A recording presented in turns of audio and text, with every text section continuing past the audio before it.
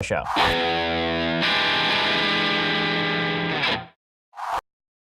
Today, this very tumbler will be filled endlessly with the tears of all of the people at the Senate Judiciary Committee hearing. It is fully insane over there, where all the women have been reduced to the status of menial slaves under President Pence, and Justice Kavanaugh has forced them all into the back alleys for their abortions. We'll talk about all of those things. But first, let's talk about what you're going to do during this incipient disaster as Brett Kavanaugh about to join the Supreme Court and reduce us all to penury, to living in our homes, having to eat from food storage. Well, what are you going to do when that happens? The answer is you're going to need My Patriot Supply, because the reality is that regardless of what the disaster is, whether it's Brett Kavanaugh being appointed to the Supreme Court, or whether it's net neutrality, or whether it's actually just like an actual natural disaster where you can't leave your house or go to the grocery store, you're going to need something in your house to get you through those times. The answer cannot be to run to the grocery store in a lot of emergency situations because the shelves are already empty or the place is closed. This is why you need My Patriot Supply for food storage, so you'll be ready for earthquakes, hurricanes, long-term power outages, and more. Here's a great special that makes it simple. Each person in your household should have a 2-week emergency food supply from My Patriot Supply. The kits are only $75 right now. They contain 92 servings of breakfast, lunches, and dinners. Take action. Call 888-803-1413 or go to my special website, preparewithben.com. The food lasts up to 25 years in storage. Meals come packed in a rugged slimline tote as well. It's only $75 for all that. Rest tonight knowing that you're prepared. Order those food kits at 888-803-1413 or preparewithben.com, 888-803-1413 or preparewithben.com. Okay, so the second day of the Brett Kavanaugh hearings is upon us. Brett Kavanaugh, of course, is President Trump's nominee to replace Justice Kennedy. Yesterday, I mistakenly said he was going to replace Scalia, but that, of course, was Justice Gorsuch. He is there to replace Justice Kennedy, and the left is going nuts over this because, oh my God, an establishment Republican with the most establishment of credentials is going to sit on the Supreme Court, and there's nothing they can do to stop it. And there's nothing they can do to stop it because Harry Reid, back in 2013, like an idiot, utilized the nuclear option in order to get through a bunch of judicial nominees by President Obama over the filibuster. So now it only requires 51 votes to put somebody on a federal court. Well, the Republicans have those 51 votes. They will be using them for Brett Kavanaugh. He will indeed sit on the nation's highest court. Now, what's hilarious about all of this is the levels of panic to which the left have been rising in the last couple of days are fully crazy. I mean, fully crazy. And we'll show you some of that panic in just a second. But Brett Kavanaugh is sitting there answering questions like, what do you think about Roe v. Wade? And he's saying it's precedent. And then he's asked about Planned Parenthood versus Casey. And he says it's precedent on a precedent. This does not sound like a dude who's going to overturn Roe v. Wade. This was always my criticism of Judge Brett Kavanaugh. I didn't think that he was the most right-leaning person that the Republicans could have picked, the most originalist person Republicans could have picked. I think he'll be a pretty good judge. I think he'll be a pretty good justice. I don't think that he's going to be Thomas or Scalia. I'm not sure that he's a solid vote to overrule Roe v. Wade. But it doesn't matter what he says at this point because the Democrats have basically already made up their mind, and judicial hearings are useless because we now have something called the Ginsburg rule, which has been in place for some 30 years. Basically, you can't expect a judge to answer questions about how they will decide in an upcoming case or even what they really think of past precedent. Instead, they just say it's precedent, which is a legal description of the state of the law. Roe is precedent, but precedent is not binding on the Supreme Court because the Supreme Court can simply overrule precedent anytime that it wants. So all of this is to say that these judicial hearings are a complete waste of time. They're utter nonsense. They're a way for the senators to grandstand and apparently for them to bring in all of their crazy friends to grandstand as well. The hearings were interrupted in the first 40 minutes 44 times yesterday by various Democrats shouting out interruptions. Also, there are a bunch of people who decided to shout at Brett Kavanaugh in the room, people like Piper Parabo, who's not been relevant since, Coyote Ugly? She got arrested yesterday in the worst performance, ironically, since Coyote Ugly. She got arrested yesterday. Linda Sarsour of the Women's March was also arrested in the room. She was dragged out, kicking and screaming, and she's a delight in every possible way. So all of these radicals in the room getting dragged away, it's just terrific. It's just terrific. Here's some video of the protesters screaming, because that was delightful. We're not in executive session. And what Chairman Leahy did during Justice Kagan's, this is another example of confidential documents. Weren't really interested in seeing them in the first place. So here's the rule I think they should apply. I think the rule they should apply here is that if you invited anybody in who disrupts the hearing, you don't get to invite anybody in anymore. If you are one of the Democratic senators and you allowed Code Pink to come in, you allowed Linda Sarsour to come in, then she got herself arrested because she's adult, then you don't get to invite anybody anymore, because that's not what these hearings are for. If you want to protest, there's plenty of space outside for you to protest. Your protest will be useless because this is a democratic process, not a protesting and shouting process. But screaming and whining are the way that the Democrats are dealing with the fact that they are not going to be able to get Merrick Garland on the court to replace a Republican appointee like Justice Kennedy. Here is video of Linda Sarsour getting arrested yesterday. She, again, is a delight. We'll catch you later, Linda.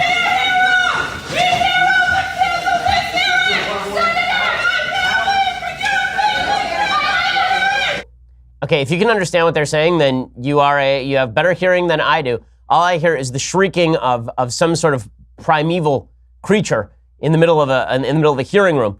Now, these are humans. I'm not calling her an animal. All I'm saying is that shrieking is inaudible. There is no way for you to tell what she is saying because she is shrieking like a banshee at the people in the room. You're right. Everybody on that panel, Orrin Hatch is going, you know what? I've changed my vote because Linda Sarsour is shrieking at me. People in the middle of the country, they're thinking, yes, disaster, thy name be Brett Kavanaugh. Moderates in the middle of the country, independents in the middle of the country, they are thinking the apocalypse is upon us. So now we've been told by the Democrats that women and trans folks will die because of Brett Kavanaugh. Everybody was going to die because of net neutrality. Everybody already died because of the tax cuts. I mean, how many times can people die already? It's wild. It's pretty amazing stuff. All of this should also remind you, that when we get all of this nonsense from the left and from some members of the right about civility in our politics, Trump being the beginning and end of civility in our politics, he's the one who ruined civility. Yeah, sure. Yeah, right. It's all about Trump. This is what bugged me about the McCain funeral, where you had George W. Bush and Barack Obama standing up there, kind of creating this mythologized past where everybody sort of got along. And I was talking with a friend this morning about what bothered me about that idea so much. And what bothered me about the idea is that there are those of us who actually believe that politics matter. And all these politicians prey on us. Because what they do is they say, you're right, politics do matter. And so you got Joe Biden on the left saying, we'll put you all back in chains. And folks on the right saying, this will be the end of the country unless we do something. It's apocalyptic rhetoric from people on both sides of the aisle because they're saying, yes, you are right, politics do matter. And then, as soon as somebody comes along and says, you're right, politics matters, so we're going to fight this like a war. You've been using this apocalyptic rhetoric. This is going to be a political war. We're going to fight this like a war. Then they say, whoa, hold on. We didn't want to do that. Right, so they've been basically doing this WWE routine for a very long time, where you have every major politician from both parties speaking like WWE wrestlers, but then telling people that they ought to take it seriously, that it's not fake, that in reality these issues actually matter. And then when the people take those issues seriously, and then when they elect a guy who is not a politician who takes the thing seriously, like Trump actually takes the personal conflict seriously, regardless of what you think of the guy, then they say, well, no, he didn't understand that this was all part of the game. He didn't understand. He missed it. He didn't understand it was all part of the game. There's a movie with Robert De Niro called The Fan a long time ago about this kind of, it's about a guy who is a fan of a baseball team, and his baseball team is about to go to the World Series. I think this is how the plot works. And Robert De Niro is a fan of the baseball team, and he is so enamored with his team's chances of making the World Series that he goes and he kidnaps the opposing star on the other baseball team. And everybody in the world's like, well, why would you possibly do that? And he's like, well, because I want my team to win. Because he took the conflict too seriously. I feel like that's sort of what we've done with our politics a little bit, which is we now root for the opposing teams. The difference being there are actual consequences to which team wins or loses. And so you got the left claiming that the end of the world is nigh and the right claiming the end of the world is nigh. And then the minute that somebody like Trump comes along and says, okay, fine, if the end of the world is nigh, let's treat this like the brawl that it is. Then all of a sudden people on both sides of the aisle, they go, whoa, wait up a second. We didn't really mean that stuff. And it's like, well, if you didn't mean it, then why did you say it? I agree the end of the world is not nigh. I agree that we're not at the end of the country. I agree we're not on the verge of civil war. I think there are serious divisions about the future of the country. But I think that most Americans are not engaged in those serious divisions. I think that's an intellectual superstructure that really cares deeply about those divisions. I think most Americans are just going about their daily business, making basic assumptions about American life that reflect the essential founding values of the country. But I think there is this intellectual upper class where they have these battles and they know that it's kabuki theater, and then in the back room they get a drink together, but they don't let anyone else in on the secret that it's kabuki theater. In reality, the actual kabuki theater should be them getting along, and they should be bashing each other. Again, I find all of this really tiresome. So what politics really does look like in the country, the way people feel right now is like Linda Sarsour. The way people feel in the country is like Donald Trump. They feel like that the wrestling is real. That's what they feel like. Because you know what? When it comes to the consequences, the wrestling actually is real. And the fact that our politicians didn't take it as real for so long and preyed upon that impression to create enthusiasm for their mission, while all the time knowing that they were just exaggerating the case. That's what's created. Everybody bought into their vision. Everybody bought into the wrestling is real meme, and now the wrestling is real. Once everybody believes the wrestling is real, then they're going to start brawling, and that's basically where we are right now, down to the point where everyone has now become delusional. The left is fully delusional about these Kavanaugh hearings. And when I say delusional, there were two stories that started making the rounds yesterday, both of which are completely insane. So story number one is there is a woman named Zena Bash. Zena Bash is a half Mexican, half Jewish White House staffer. And she is married to a U.S. attorney, I believe. And Zena Bash was sitting behind Brett Kavanaugh during these hearings. And the left began claiming that she was making a white power symbol behind Brett Kavanaugh. I kid you not, this thing within a couple of hours, this video of Zena Bash, who is legitimately just putting her hand on her arm. They're saying she's making a covert white power symbol for no reason, just because that's her sitting racism or something. Like they've still not explained why exactly, even if she were a white supremacist, which she is not, she's again a half Mexican, half Jewish person, why exactly her paternal grandparents survived the Holocaust? Like why exactly she would be making a white power symbol behind Brett Kavanaugh is beyond me, but they claimed that she was legitimately making a white power symbol behind Brett Kavanaugh, and there were 1,000 tweets about this. Right? The left began tweeting about this incessantly. Major blue checkmark figures on the left began tweeting about all of this. It's just insane. The ACLU tweeted out, spread the word. It's hashtag not okay. Neo-Nazis are using the okay hand gesture to communicate a hateful message. When using the gesture, the fingers form the letters W and P, which stand for white power. Do not use this hand gesture. It's not okay. Okay, Barack Obama has used this hand gesture. You see what I'm doing right now? This is not a white power symbol. I've been using the hand gesture for okay for my entire life, as have you, as have your parents, because that's not a thing. In fact, the ADL recognized this is not a thing, the Anti-Defamation League. Okay, this is what they wrote back in September 2018. They updated it yesterday. Has the simple thumb and forefinger okay hand gesture become a common white supremacist hand signal? Not quite, but it has become a popular gesture used by people across several segments of the right and far right, including some actual white supremacists who generally use it to trigger reactions or what they would describe as trolling the libs. This is thanks to a 2017 hoax campaign started by members of the notorious website 4chan that has since taken on a life of its own. I'm going to explain a little bit more about this in just 1 second. But first, let's talk about your use of stamps. So listen, I know that you love the post office, but you probably don't want to go down to the post office, spend the time in the car, the whole deal. Instead, why don't you just do all of your postage from your desk? It's a lot easier, and Stamps.com brings all the great services of the post office directly to your desk 24/7 when it's convenient for you. You can buy and print official U.S. postage for any letter, any package using your own computer and printer. The mail carrier picks it up, just click, print, mail, you're done. Couldn't be easier. Stamps.com, we use it here at the Daily Wire offices. It's great. It saves us all sorts of time, which for us means money. And right now, when you use promo code Shapiro, you get up to $55 of free postage, a digital scale, and a 4-week trial. Go to Stamps.com. Before you do anything else, click on the radio microphone at the top of the homepage. Type in Shapiro. That's Stamps.com. Again, promo code Shapiro. Stamps.com, promo code Shapiro. Stamps.com is a great way to ensure that you are saving all the money you need to save, and you don't actually have to go out to the post office. Just do it from your desk. Stamps.com, use promo code Shapiro for the special deal. So the ADL continues by saying, this is all thanks to a 27 hoax campaign started by members of the notorious website 4chan that has since taken on a life of its own. The 4chan site is an anonymous discussion board with an outsized cultural impact on the internet. It has been responsible for everything from the I Can Has Cheeseburger cat meme to the concept of Rickrolling. There's little that 4chaners like as much as a hoax, and in recent months, they've served up a number of fakeries with white supremacist themes to largely credulous online audiences. The OK hand gesture originated as one of these hoaxes in February 2017 when an anonymous 4chaner announced Operation OKKK, telling other members we must flood Twitter and other social media websites, claiming the OK hand sign is a symbol of white supremacy. The user even provided a helpful graphic showing how the letters white power could be traced within an OK gesture. I believe the way that it works is you can see it here in the ACLU meme. Supposedly, it's like if you go like this, then this is a W for like white, and then I guess the power is like that thing.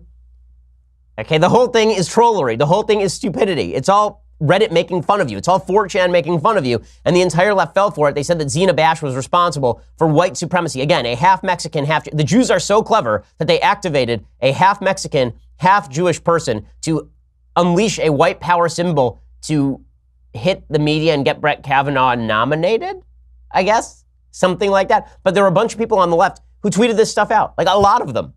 Hey, this became an actual thing on Twitter. Keith Dumas, or Dumbass, as the case may be. Who is she? What's up with the white power sign at MSNBC?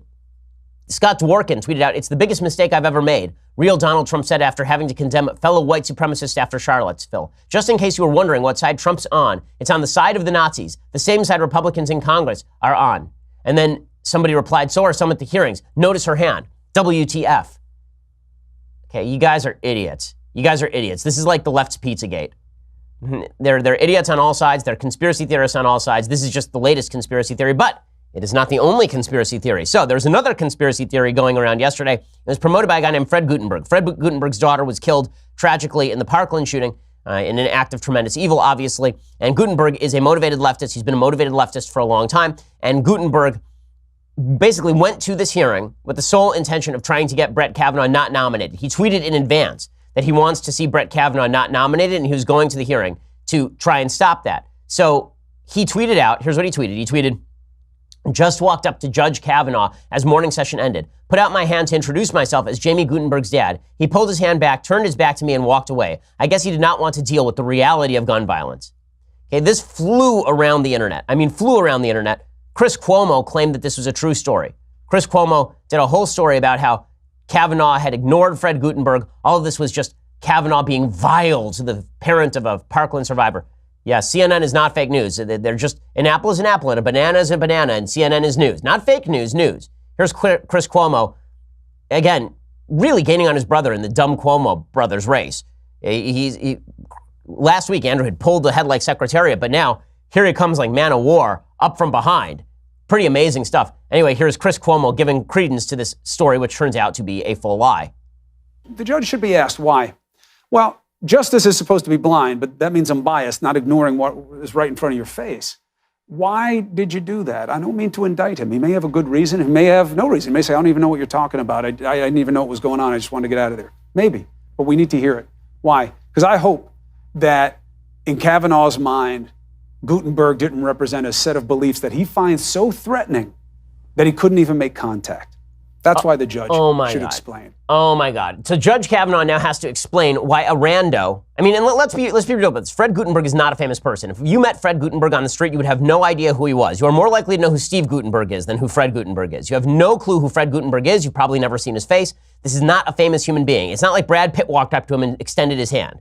Okay, it's a guy who would have to explain who he was. Now here's the actual video of what happened from inside the room. You will see that this is not what happens. Okay, Judge Kavanaugh is excused. What you're going to see here is Judge Kavanaugh gets up, Gutenberg approaches him from behind, extends his hand, Kavanaugh turns to look at him and see what's going on, and then security grabs him.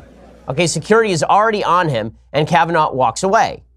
Okay, that's what happens there. It's not that he stands there and then refuses to shake his hand. You can see, here comes security from behind to grab Kavanaugh. Now, I have been in positions, many positions, in crowded areas where people are ushering me out of a room and people want to shake my hand. This happens to me at university campuses all the time. And if somebody extends their hand and security walks up to them, I'm not going to walk over there. I assume that security is doing that for a reason. Do you really think that Brett Kavanaugh is really like, you know what, I can't shake this guy's hand because I know who he is and I disdain him? Do you really think that that's credible in any way? Again, you can see the video from behind as security runs up to grab Gutenberg because he's running up at a break to try and shake Kavanaugh's hand. And again, this was all planted. This is all done on purpose. Gutenberg said in advance that he was attempting to sink Kavanaugh's nomination, and then suddenly he got exactly what he wants when Kavanaugh supposedly stiffs him. What absolute horse crap. It's just horse crap. Okay, the video shows that it's horse crap. Kavanaugh had to change his story. Not Kavanaugh. Gutenberg had to change his story. Originally, he claimed that Kavanaugh clearly heard him, and then Kavanaugh decided to walk away. Then he claimed that maybe Kavanaugh didn't hear him. It didn't matter. He was featured all over the news last night. All of this is sheer nonsense. It's sheer nonsense. So Ben Sasse apparently now has to explain to Democrats how these judicial hearings are supposed to work. And here is Ben Sasse, senator from Nebraska, giving a bit of an education to folks on how these hearings are supposed to work and how dumb these hearings have become. I want to make just 4 brief points. Number 1, in our system, the legislative branch is supposed to be the center of our politics. Number 2, it's not. Third consequence is that this transfer of power means the people yearn for a place where politics can actually be done. And when we don't do a lot of big actual political debating here, we transfer it to the Supreme Court. And fourth and finally, we badly need to restore the proper duties and the balance of power from our constitutional system.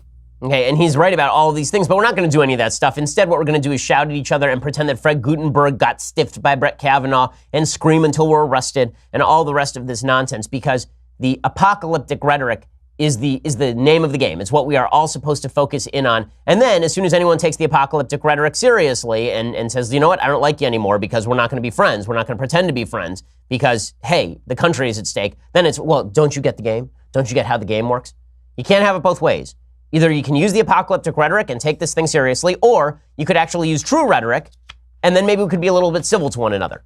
And not everything is the apocalypse. And I'm sorry, Judge Brett Kavanaugh joining the Supreme Court is far from the apocalypse. It is really, really far from the apocalypse. In just a second, I'm going to give you the latest on Bob Woodward, who has a new book coming out. And this, of course, has the left in a tizzy, because anytime there's a gossip book about the president, they're up for it. But first, let's talk about a sexy topic, your air filters. I know you're thinking right now, why do I want to think about my air filters? The answer is because you haven't thought about it for a while and you're probably breathing gunk. The reality is you need to go check out your air filters right now. Open up that vent. What you're going to see is a dirty air filter because you haven't replaced it forever, which is why you need to head over to my friends over at FilterBuy. This is especially important with 95% of the global population breathing unsafe air. So do the smart thing. Go to filterbuy.com, America's leading provider of HVAC filters for homes and small businesses. Choose from over 600 sizes, including custom options that ship free within 24 hours. Plus, they support working Americans manufacturing all their filters right here in the United States. Save 5% when you subscribe for auto replacement, so you'll never forget to change those filters ever again. You'll always ensure that you are breathing clean air. FilterBuy will save you time and money, and you're going to breathe better, and apparently you become more intelligent in the process. I mean, that's apparently what's happened to all the folks at the office since we replaced the filters with FilterBuy. So stop procrastinating right now. That's filterbuy.com, filterbuy.com. Tell them I sent you again. It's filterbuy.com, filterbuy.com, and get on that auto schedule to save 5%, and then you never have to think about your filters ever again. Okay, so meanwhile, while all of this is going on, the media are in a tizzy about President Trump, as always, because we now suffer from wild Trump derangement syndrome in the media. Bob Woodward has a new book, and his new book basically says that Trump is a senile old crazy person who doesn't know what he's doing, which is not much of a claim, since I think the entire left thinks that, and I think large swaths of the right have basically priced in all of the typical Trump craziness into whatever it is that President Trump does. Nonetheless, we're going to hear all these stories about the chaos that is President Trump. I think the funniest part of this is that Bob Woodward, so Trump is denying any of this is true. Members of his administration are denying any of this is true. General James Mad Dog Mattis says that Woodward's reporting on him is fiction and, quote, a product of someone's rich imagination, because Woodward wrote that Mattis once described Trump as having the understanding of a 5th or 6th grader when it comes to the Korean Peninsula. Mattis responded by saying, the contemptuous words about the president attributed to me in Woodward's book were never uttered by me or in my presence. While I generally enjoy reading fiction, this is a uniquely Washington brand of literature, and his anonymous sources do not lend credibility. This is not supremely shocking stuff. Woodward's going to claim people said stuff. People in the administration are going to claim they didn't say stuff. This is the problem with anonymous sourcing. It's he said, she said. According to the book, Mattis said after a meeting at which Trump questioned the U.S. government spending money on the Korean Peninsula, Mattis supposedly said that he was exasperated and alarmed, and he told close associates the president acted like and had the understanding of a 5th or 6th grader. Apparently, the defense chief said in his statement, responsible policymaking in the real world is inherently messy, though it is also essential that we challenge every assumption to find the best option. He says, in serving this administration, the idea I would show contempt for the elected commander-in-chief, President Trump, or tolerate disrespect to the office of the president from within our Defense Department is a product of someone's rich imagination. So Mattis already throwing shade at Bob Woodward's book. But that's not stopping the press from having a field day with all of this. President Trump had a conversation with Bob Woodward. Woodward apparently called up Trump and wanted to know why Trump wouldn't be interviewed for the book. And Trump basically shied it off. He basically says, you didn't go through the proper channels. Here's Trump trying to pretend that he hadn't heard about Woodward's book and then saying that he did hear about Woodward's book, but he didn't want to talk to him. The reality is Trump doesn't have to talk to Bob Woodward. There's nothing there that suggests that Trump has to, for any reason, talk to Bob Woodward. It's just another book that smacks the president. No shock here. How can I spend all this time talking to people and like Kellyanne and Raj and Republican senators? I mean, who were the senators? No, they never called me about it. Senator Graham said he had talked to you about talking to me. Now, is that not true? Senator Graham actually mentioned it quickly on one meeting, and we'll see, that is true. That is true. Well, but that is true. So basically, there's Trump basically saying, I was mentioned to a lot of people that I should talk to you. I've decided not to, or it's somebody else's fault.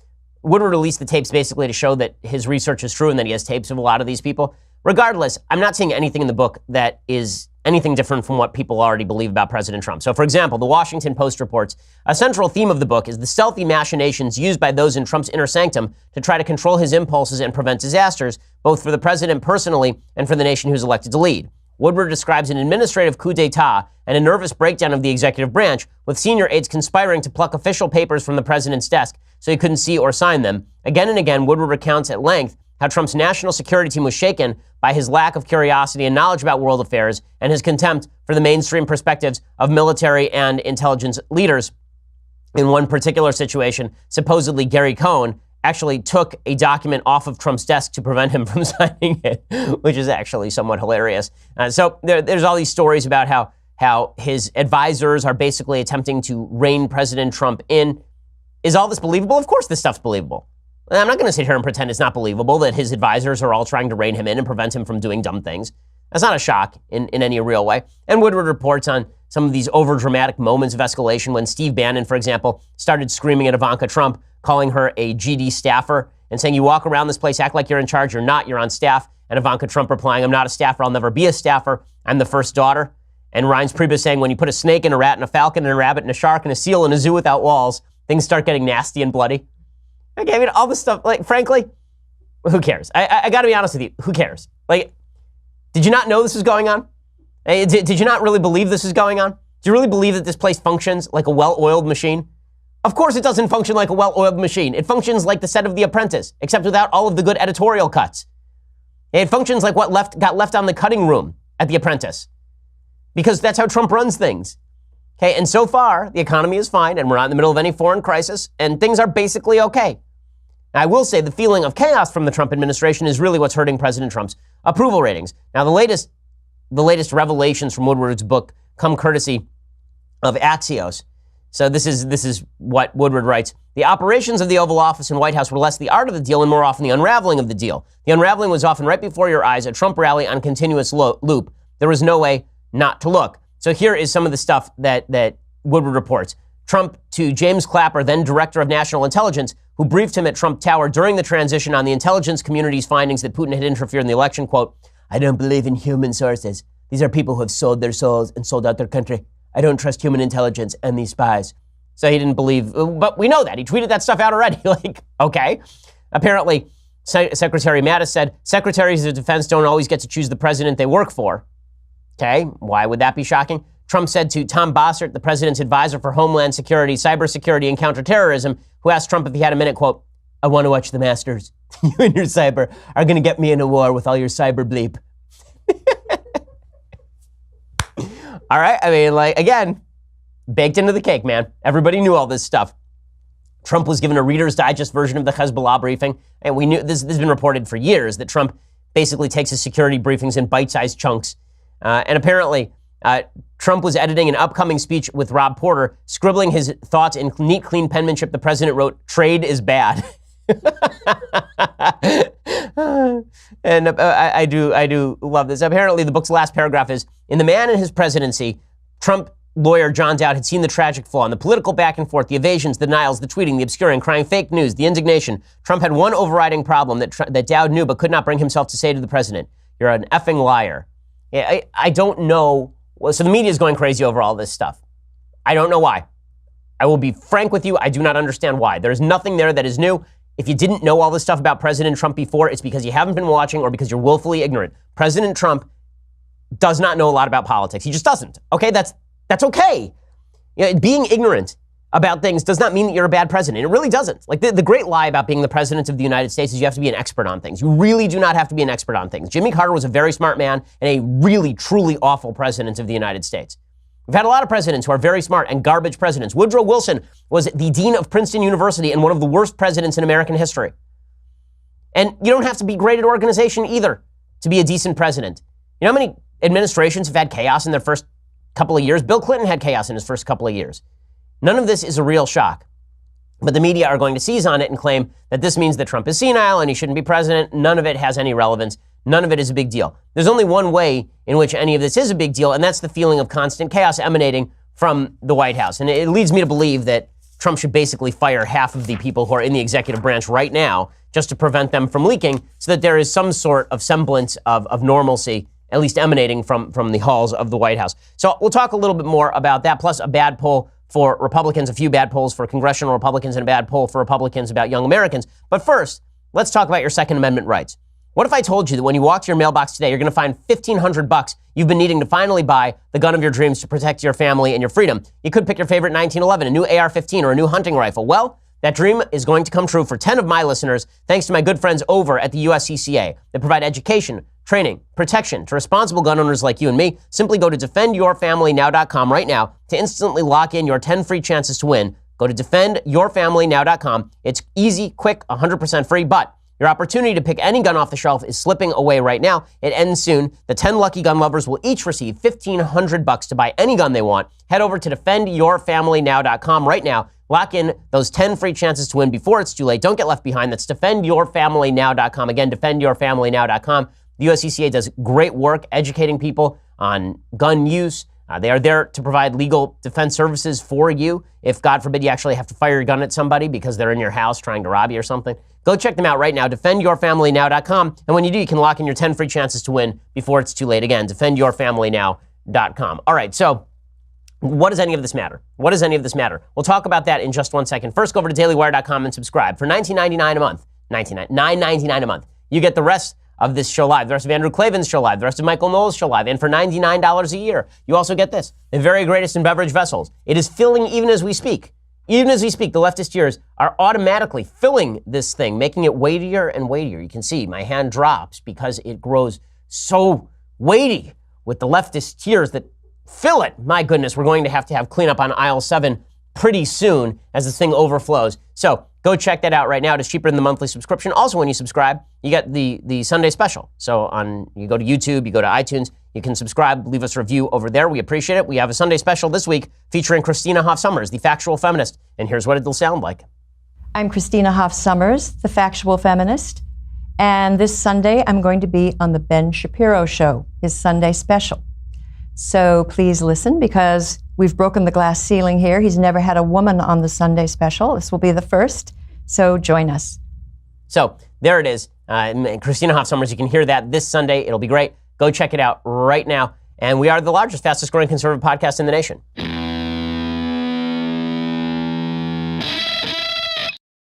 So the polls for the president have dropped in the last couple of weeks, people trying to figure out exactly why. He's down to about 39.6% in the average approval rating.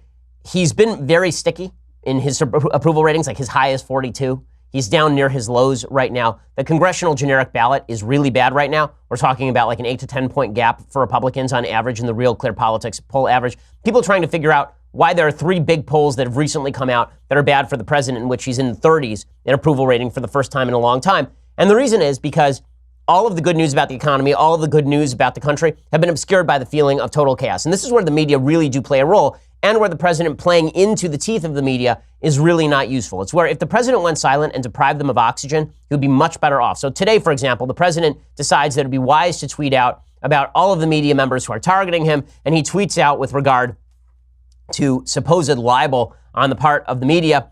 He tweeted out, let's see, here it is. Isn't it a shame, he's responding to Bob Woodward, that someone can write an article or book, totally make up stories, and form a picture of a person that is literally the exact opposite of the fact, and get away with it without retribution or cost. Don't know why Washington politicians don't change libel laws. Well, I mean, let's be honest here. It'd be a very bad thing for the presidents of the United States if they changed the libel laws. Ted Cruz would sue him for suggesting that his dad shot JFK. So there's that. I mean, this is the president who said the National Enquirer should win a Pulitzer Prize. But with all of that said, when the president is feeding the flames here, it is not good. It is not useful. It gives a feeling that things are in uproar when really they are not. And Trump says, almost everyone agrees that my administration has done more in less than 2 years than any other administration in the history of our country. I'm tough as hell on people, and if I weren't, nothing would get done. Also, I question everybody and everything, which is why I got elected. So that's fine. That's fine. And then he said, here's what he should be tweeting, right? The Trump economy is booming with the help of House and Senate GOP. Farm bill with SNAP work requirements will bolster farmers and get America back to work. Pass the farm bill with SNAP work requirements. Now, I'm going to show you why it is that people, here it is, finally, the president sounding off on Nike as well, because that's what we needed. He said, just like the NFL, whose ratings have gone way down, Nike is getting absolutely killed with anger and boycotts. I wonder if they had any idea it would be this way. As far as the NFL is concerned, I just find it hard to watch and always will until they stand for the flag. This feeling of WWE incipient chaos, everybody is going nuts over each other all the time. I will show you why it is that President Trump's approval ratings have been lowered. The only one of those 4 tweets that's actually important is the one where he is calling for work requirements added to the Farm Bill. That is the only one of those 4 tweets that means anything. We're not changing libel laws. The NFL can do it at once. Nike can do it at once. They're both corporations. They're both going to feel the brunt of what they've done. And President Trump suggesting that how he runs his administration, tweeting crazily with weird punctuation, that's not helpful either. The only one of those 4 tweets that matters is the one where he's actually suggesting a policy fix when it comes to food stamps. Here are the number of retweets on each of those tweets. On the one on libel, 15,000 retweets, 35,000 comments, 59,000 likes. On the one about how great his administration is, 48,000 likes, 13,000 retweets, 17,000 comments. On the Farm Bill, 5,000 comments, 6,000 retweets, 27,000 likes. Okay, so about half of all the other stuff. No one pays attention when the president talks policy. Everyone pays attention when he engages in the culture war kind of shtick. Right? 46,000 likes for the anti-Nike tweet. People are tired. People are tired. They really are. And I think most Americans are just weary at this point. And the president constantly feeding into the narrative is driving the weariness. I'm not saying that he can't fight back. I think that it's good that he fights back when lies are told. I think that's fine. But I do think that it is a mistake that the president of the United States is constantly engaging. It's extraordinarily exhausting for the American people who mostly just want to go about their business. I was talking to a friend of mine, Dave Rubin, yesterday. He just took off 30 days to be off the grid. He put his cell phone in a safe. He didn't look at the news for 30 days. He came back looking happier than I've seen him in quite a while. And the reason is because in those 30 days, it has been 10 years of news. It is wearying for the American public. Most Americans don't want to be bothered with government. In fact, the conservative pitch is that when government doesn't bother you, your life is happy. And one of the ways government bothers you is when it's in your face all the time. And a 24/7 news cycle where the president is feeding the flames every day and the media love it. Let's not pretend the media don't love it. They love it. They're into it. All that's doing is making people annoyed. I think that's really what's happening here. I think the poll numbers are dropping for Trump and the Republicans because people are just annoyed. And I think they're also dropping because Republicans aren't talking about key issues. They're not talking about the things that are important. They're busy running after the headline of the day. There's a poll from YouGov showing half of those under 35 say America is special compared to 80% of people 55 and over. You want to know why that is? Because Republicans don't talk about why America is special anymore. They just talk about whatever is the latest outrage of the day. Chasing the headlines does not win hearts and minds. Speaking to true eternal values that actually matters, those are the things that win hearts and minds and bring people over. We have an inordinately large young people audience on this show. We do, a huge audience. Most of our audience on this show is actually under the age of 40. That's unusual. The reason is because we try to talk about these eternal values, the things that actually matter. And when you fill all the space with chatter all the time, all you're doing is allowing the left to subsume those greater eternal values under a narrative of chaos. That's where the president should really, really cut it out. Now, speaking of stupid stories of the day, I got to tell you this story from the UK Sun. And this is an amazing story. Transgender woman in tears after bank account frozen as she sounded like a man on the phone. Okay, this is a story from an actual newspaper. A transgender woman was left in tears after her bank account was frozen because she sounded like a man over the phone. Like a man is in quotation marks. Sophia Reese, 47, said she was humiliated and embarrassed after telephone banking staff said she failed security checks because she didn't, quote, speak like a lady. Things went from bad to worse the next day when she went to pay for items in Tesco and discovered that Santander had frozen her account. Now she is fighting to ensure that other transgender people are not treated in the same way.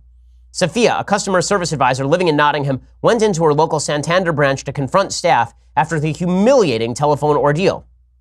She said, the embarrassment and humiliation I felt was unbelievable. They said my voice did not match my profile because it sounded like a man on the phone and not a woman. The whole situation is inadmissible. I was crying my eyes out, and I am not that type of person at all. I'm a very courteous person. I am outgoing, but to feel that way when all I asked for was my money to be transferred, I feel mistreated. Sophia informed Santander last November she would no longer be named Sergio on the account, but despite changing her registered name and telling phone banking staff she was a transgender woman, they still treated her with suspicion. Well, right, because this is what customer service is trained to do. There's literally an entire identity theft ad campaign by Citibank that is on television, on national television, in which you see two old ladies sitting there speaking with the voice of Southern men, because the idea is that Southern men have stolen their credit card. If I were a customer service representative and somebody called in and said, "Hey, this is Sophia. Can you open up the money?" I'd be like, "Really, Sophia? You sound like a dude." Because in fact, it turns out that Sophia is a biological man. So we all have to be crazy now in order to make room for the feelings of various other human beings. It's just amazing stuff. And the madness of the left is not restricted to that sort of thing. The left has gone so crazy that they're not just killing basic ideas of rationality, they're also killing the far left. They're killing basic ideas of comedy. So this is my favorite piece of the day. This is from Vulture by a person named Jesse David Fox. The title of the piece is, "How Funny Does Comedy Need to Be?" It turns out the left is now realizing that all of their comics are no longer funny. They are going for, as we've called it on the show, clapter. Right? Not a term that I coined, but a term that we have used on the show, clapter. They're not going for laughter. They just want people to cheer for them. So here is what Vulture writes. "Why so serious, to quote a famous clown, is a question being asked about comedy more and more frequently by its consumers and by comedians themselves, to the point where some are questioning if it can even be called comedy. Nanette is more a TED Talk than a stand-up special," was a common refrain this summer. "Is Drew Michael even a stand-up special?" was a question I was asked about the audience-free HBO tour. To take it to scripted TV, I am frequently reminded of a joke from Difficult People. When did comedies become 30-minute dramas? Comedians and comedy writers are increasingly pushing the bounds of what it means for something to be a comedy in the most basic sense, rewiring the relationship between comedies and jokes. So what is comedy without jokes? It's post-comedy. So it's not that comedians are unfunny because they've decided to politically engage and be really crappy political pundits. Like, I would be a bad comedian. They are very bad political pundits. I know because I'm a professional. But they say that this is now post-comedy. I do love this. I'm now going to use this excuse on everything. If I'm bad at cleaning up the house, I'm going to say to my wife, "You know what? I'm just post-cleaning the house. I'm post-cleaning the house." You know, we've moved on to a different level. It's kind of meta. You know, you may have a tough time understanding this. But cleaning the house doesn't actually have to be cleaning the house. It can really be more the perception that the house ought to be clean, and then I didn't really do the cleaning, but I think there's meaning in thinking about but not cleaning the house. It's called post-cleaning the house. I'm going to do this with everything. Right? I'm not going to be entertaining. I'm going to be incredibly boring. We'll call it post-entertainment. It won't, because does entertainment really need to be entertaining? Or is that just our subjective perception of what entertainment ought to be, entertaining? Maybe what entertainment ought to be is just My Dinner with Andre. Except 3 hours will be 8 hours of Wallace Shawn talking to some dude about weird random art.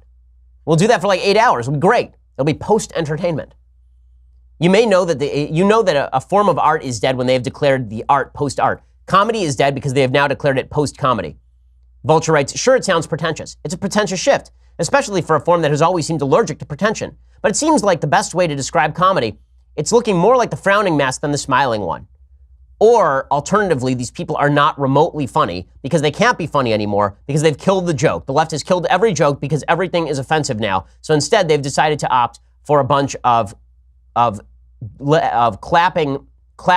applause-generating lines that rip on President Trump. Just amazing stuff. Okay, time for some things I like and then some things that I hate. So, things that I like today. There's a good book called The Boys in the Boat by Daniel James Brown.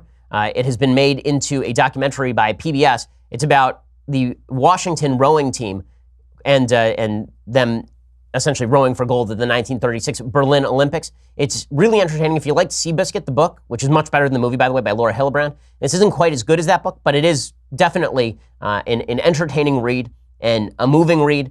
It's pretty great. Like, you don't have to like rowing or know anything about rowing to enjoy the book. I don't know anything about rowing. I enjoyed the book. You can go check it out right now. The Boys in the Boat, 9 Americans in their epic quest for gold. It's a nice kind of reminder that America used to be kind of an awesome place. America is still an awesome place, but America at least used to be united by certain basic ideas of hard work and motivation and getting ahead. And now it seems like America's motivated mostly by us kicking each other in the ass, which is really irritating. Okay, time for a bunch of things that I hate. So let's do a lot of hate today. So Monica Lewinsky was appearing in Israel, and the interviewer asked her if she expected an apology from former President Bill Clinton, and then she got up and walked off the stage. So here's what that sounded like. Now, recently in an interview in NBC News, former President Clinton was rather irate when he was asked if he ever apologized to you personally. And he said, I apologize publicly. Do you still expect that apology, the personal apology? I'm so sorry. I'm not going to be able to do this.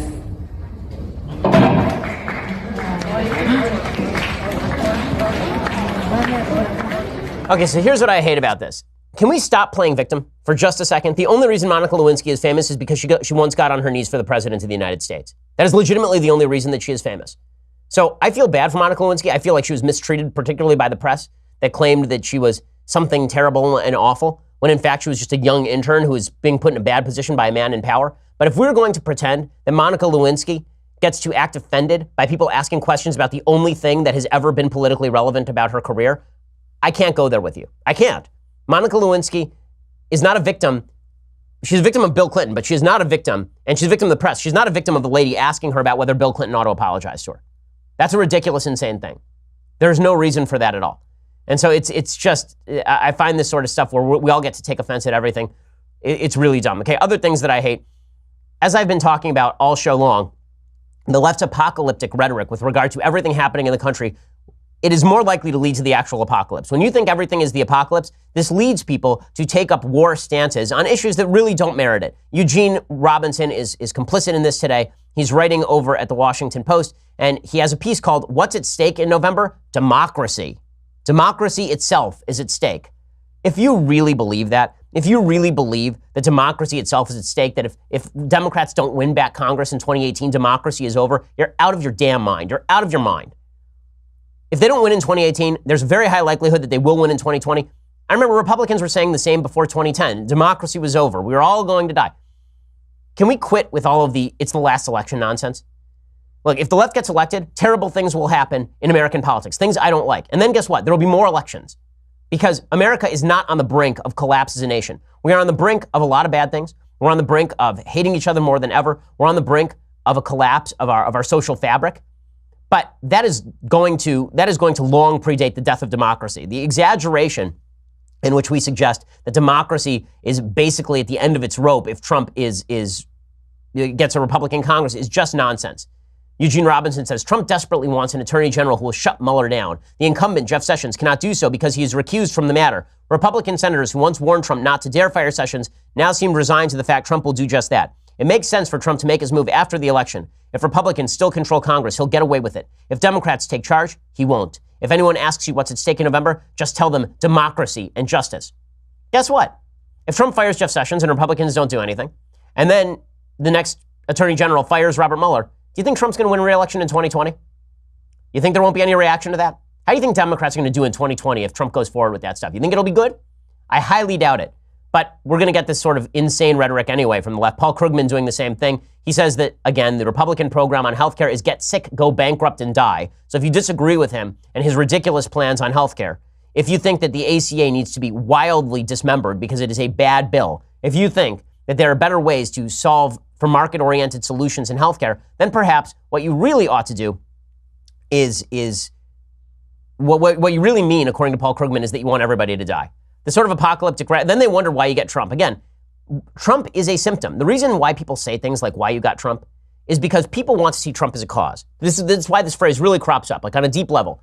Everybody on the left doesn't like the phrase why you got Trump because it implies that Trump is a symptom rather than a cause of our civic collapse.